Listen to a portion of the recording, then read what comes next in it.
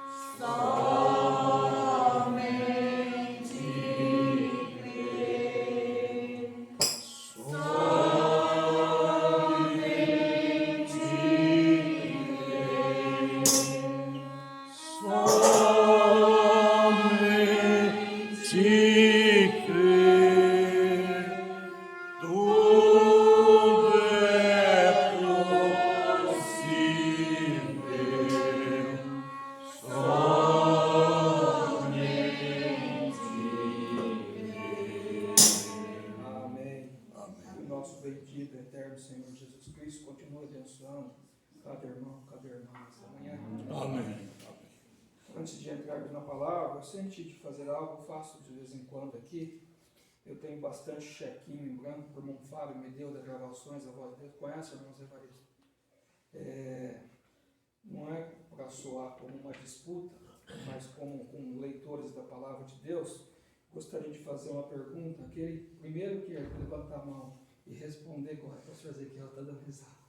Outra vez eu tive problema que o pastor levantou e eu não vi que a irmã Jane levantou junto. Aí eu tinha um chequinho e dei para o pastor, mas depois eu dei um para a irmã Jane, pedi perdão para ela por não ter visto.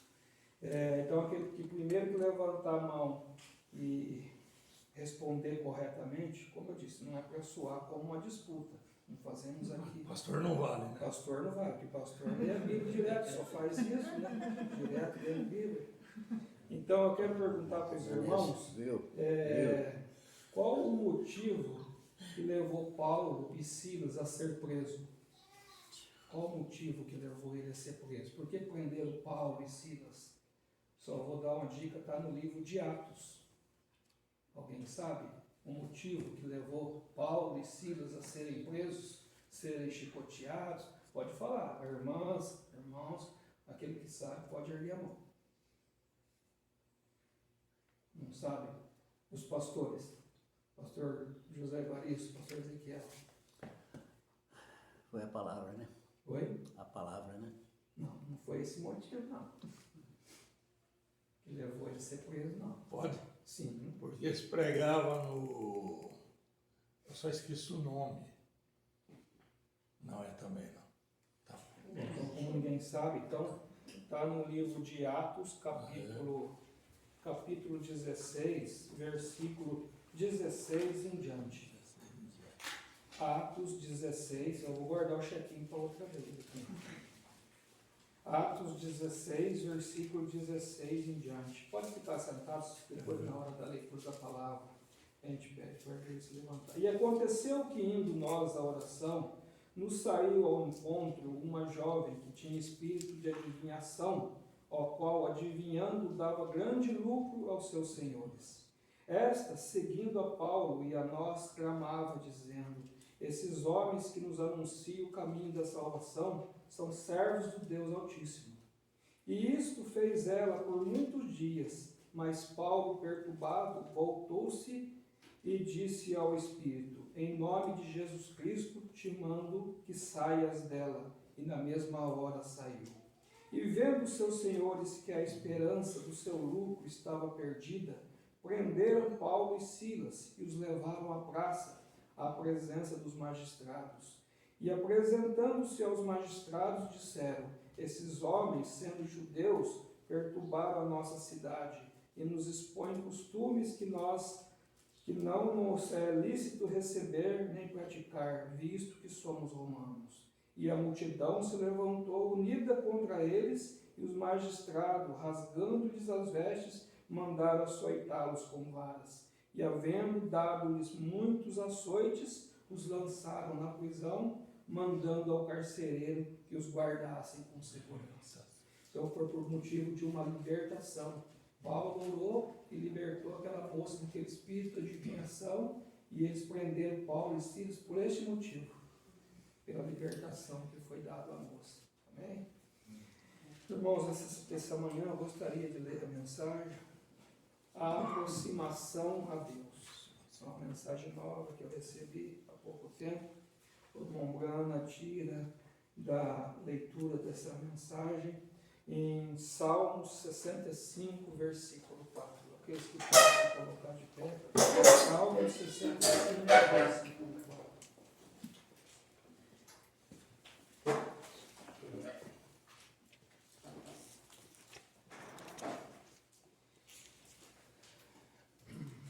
Salmo 65, versículo 4, vou ler na mensagem mesmo do nosso profeta. Bem-aventurado aquele a quem tu escolhes e fazes chegar a ti, para que habite em teus atos. Nós seremos satisfeitos da bondade de tua casa e de teu santo templo.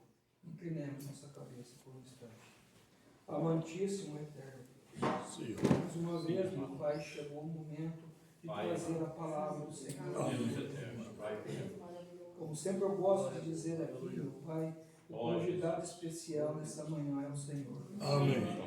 Não queremos fazer como Simão fez, meu Deus. Convidou o Senhor e deixou o Senhor lá no Deus. Mas não, Senhor, aqui o Senhor é o nosso convidado de honra. Amém.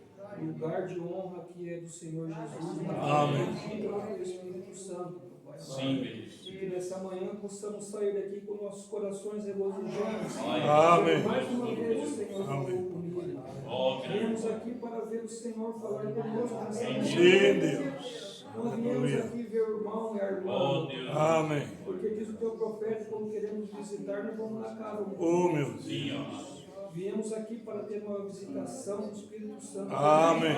Aleluia. E esperamos alcançá-lo. Glória a Deus. Unge os meus lábios Oh, para que eu papai. possa trazer aquilo que a tua igreja Sim. precisa ouvir. Pai. E unge nossos ouvidos, não para apenas ouvir, Amém. mas para escutar e guardar. Amém. E ver aquilo que nós vamos aprender. Sim, Deus.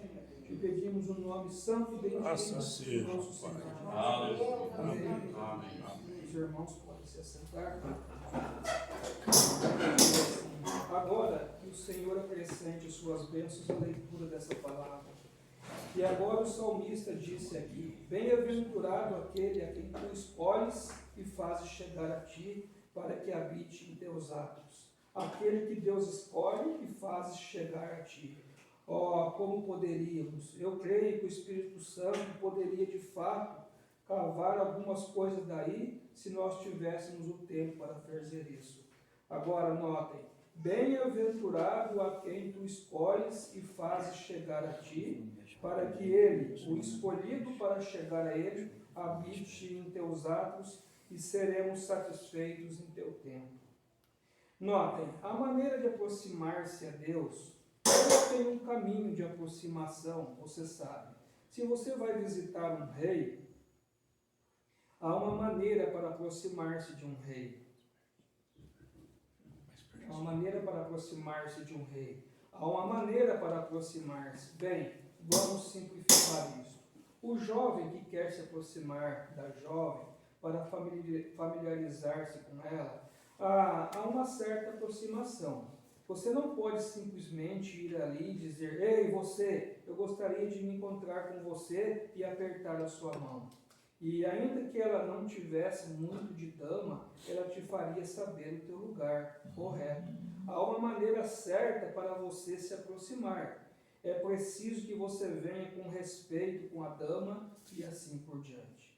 E há uma maneira para aproximar-se de todas as coisas. E há uma maneira para aproximar-se de Deus. E se não soubermos como nos aproximar de Deus, jamais seremos capazes de ter uma audiência com Ele. Vê? Você tem que saber. E num tribunal, se você não vai simplesmente ali e o juiz estando no seu posto, você chega e diz: ei, juiz, eu quero falar um pouquinho com você. Alguém te lançaria porta fora do tribunal, te prenderia, vê? Por conduta desordenada, vê? Há uma maneira que você deve ter para aproximar-se do juiz. Amém. E nós devemos encontrar uma maneira para nos aproximar do grande, divino juiz, o próprio Deus. Aleluia. Quando o homem, certa vez, através de seres angelicais, talvez quando ele ia diante da presença de Sua Majestade, o grande Rei do céu, talvez se aproximasse de outra maneira, mas já que o pecado separou o relacionamento, agora a relação. Quando um homem como filho, ele se ele vai aproximar-se de seu pai, ele simplesmente vai ao pai e diz: pai, eu vim te visitar ou te ver para falar acerca de algo. Esta é a aproximação dele. Mas agora, ao estranho, há outro modo de aproximação, vê? E há uma maneira de aproximação a Deus para muitas coisas diferentes. Agora, se meu pai estivesse vivo e eu quisesse aproximar-me dele para uma questão financeira, isso seria um pouco diferente de outro tipo de aproximação. Eu quero dizer-lhe o quanto eu penso nele e assim por diante. Esta é a aproximação que você tem que usar para encontrar-se com Deus. Agora, quando o homem pecou lá no princípio, no jardim do Éden, ele se separou e cortou toda a possibilidade de aproximação a Deus, sua própria linha de vida. Ele estava separado de seu Criador, sem nenhuma possibilidade de vê-lo novamente. Por causa de seu pecado, sua incredulidade em confiar em Deus o separou. Este é o único pecado que existe, é o teu pecado de incredulidade. A incredulidade é o teu pecado. E a única razão pela qual hoje não somos o que deveríamos ser é por causa da nossa incredulidade. E é por isso que os milagres e coisas não estão na igreja como deveriam estar. É por causa da incredulidade que está nos separando. E por causa disso, o pobre homem ali fora é um pecador e assassino, e toda classe de coisas no nosso mundo hoje, e todo tipo de coisas desastrosas acontecem. É por causa da incredulidade em Deus. Isso é tudo. Se cremos, há apenas duas coisas. Ou você crê, ou não crê. Ou uma ou outra. Se você crê, então as obras de justiça seguirão o crente. E se você não crê, as obras de injustiça o seguirão. A única coisa é mentir, roubar, furtar e assim por diante são atributos da incredulidade. E longanimidade, paciência, benignidade, misericórdia e assim por diante são atributos da crença em Deus, da fé em Deus. Amém. Agora, mas quando o homem foi afastado sem nenhuma maneira de aproximar-se, Sua única linha de vida, tudo foi cortado. Ele foi deixado na escuridão, sem esperanças, sem qualquer maneira de alguma vez aproximar-se do Criador. E então, quando Deus desceu procurando o homem, eu quero que vocês notem isso. É sempre Deus quem procura pelo homem. Amém. Não o homem quem procura por Deus. Vocês já pensaram nisso? Amém. Que nenhum homem, em tempo algum, ou era alguma, teve alguma vez dentro de si o desejo de servir a Deus. Jamais tem tido. Sua natureza é contra isso. Agora, ele pode ter alguma classe de pensamento intelectual pela qual ele pensa que crê em Deus. Porém, quando ele realmente crê em Deus, ele se torna convertido em uma nova criatura. Amém. Então, logo que ele crê em Deus, ele pode estar crendo intelectualmente em Deus. Mas quando ele crê de coração, então ele é um convertido e se torna um membro do corpo de Cristo. Quando ele se converte de seu coração, não de seu intelecto, mas o homem jamais busca Deus. Deus busca o homem. Deus, sua natureza é santa e elevada. O homem na queda é baixo e degradado. Meu Pai. E um homem sem Deus jamais, eu penso que eu deveria dizer isso, não é? Ele não está com sua mente sã. Isto é exatamente correto. Eu posso provar isso, que um homem sem Deus não é nada mais do que um bruto. Agora, isso soa bem profundo, mas eu posso provar isso. Amém. E a única razão pela qual temos uma civilização hoje é por causa de Jesus Cristo. É verdade. As pessoas dizem que a religião de Jesus Cristo te leva à loucura. Ela te deixa com a mente sã. Amém.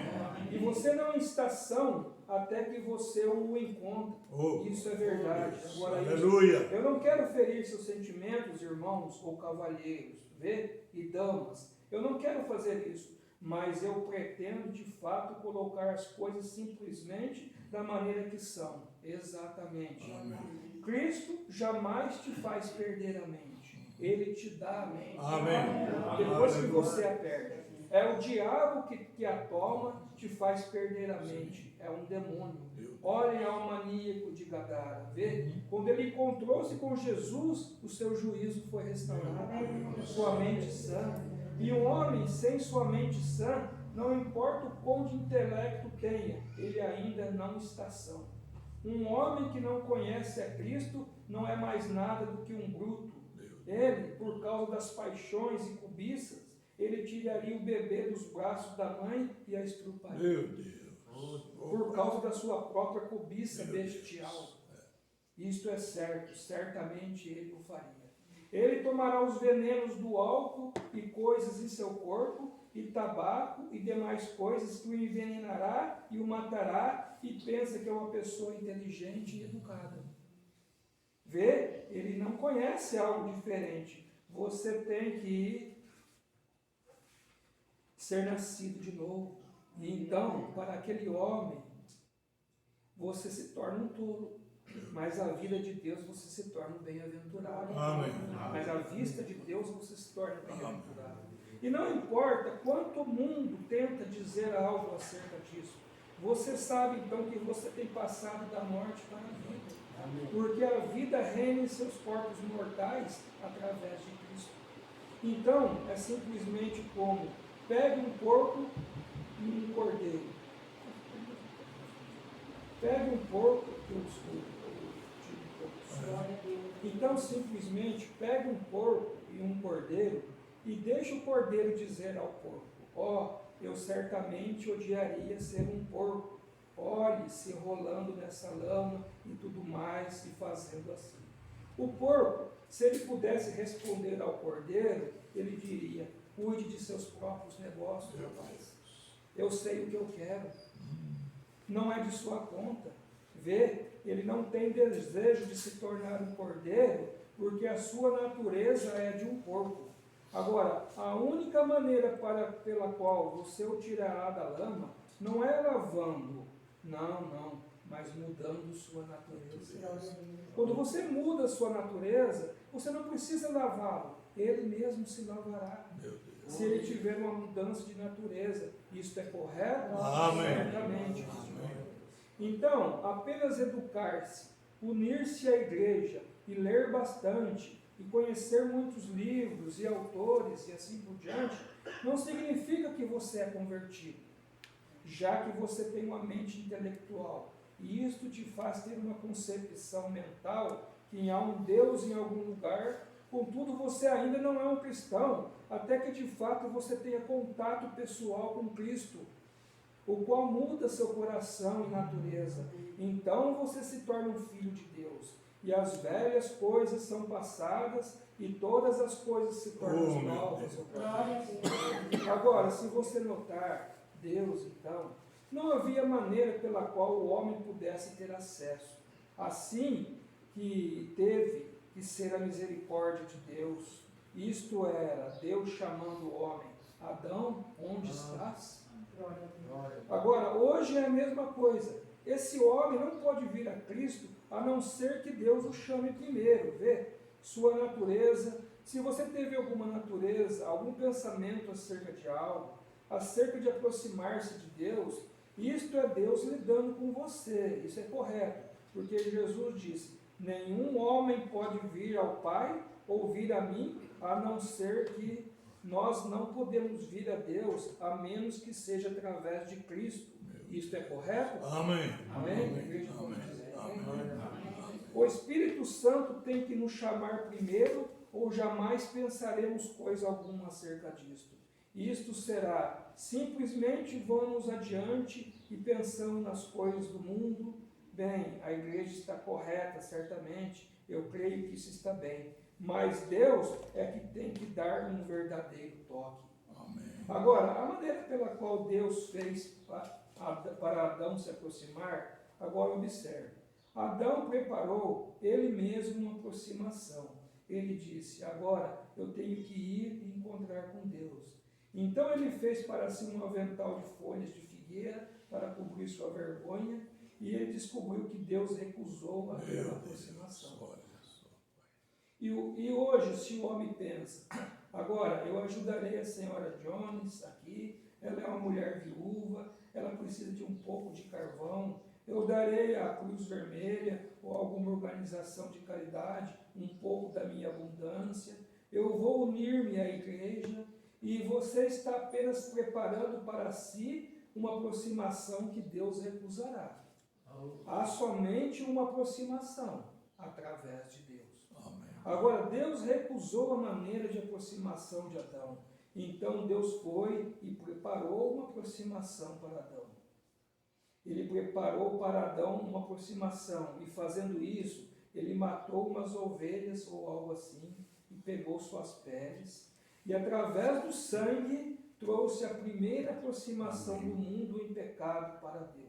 Pois sem o derramamento de sangue não há remissão de pecado. Amém. Isto é correto. Somente o sangue pode preparar. Glória a Deus. Falando em sangue, Aleluia. essa semana eu estive na casa do irmão Natanael, eu disse para o pastor, falei para ele, irmão, essas doutrinas, esses ismos que criaram aí, que não tem sangue no propiciatório, quem está crendo nisso está perdendo o seu tempo. Verdade, Pai. Porque Deus nos vê através do seu sangue. Aleluia. Se não tiver mais sangue, nós estamos perdendo o nosso Amém. tempo. Porque Ele nos vê branco através do sangue, Amém. através do vermelho. Amém. O irmão Bueno disse, eu disse a ele, que ó Cordeiro moribundo de Cristo, né, o seu sangue não perderá o seu efeito até que o último eleito. Glória a Deus. Então essas doutrinas que estão saindo por aí, que não existe mais sangue, eles estão completamente perdendo o seu tempo.